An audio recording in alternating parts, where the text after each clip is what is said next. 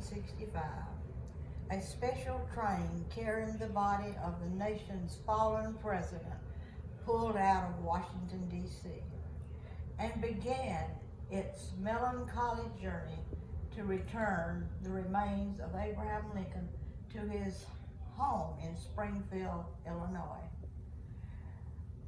Painted entirely in black on the outside and draped in black throughout, it carried not only Lincoln's body, but the remains of his son, Wiley, who had died in 1862 and had been temporarily interred in a Washington cemetery vault.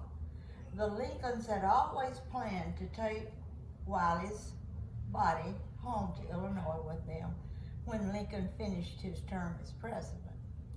Now, though the bodies of father and son, accompanied by Lincoln's widow, Mary Todd Lincoln, and their two sons, Robert and Ted, made the mournful journey together. The route covered 1,700 miles over 13 railroad lines and lasted 13 days. Some 26 different engines were used, including a series of pilot engines that traveled ahead to assure a clear track.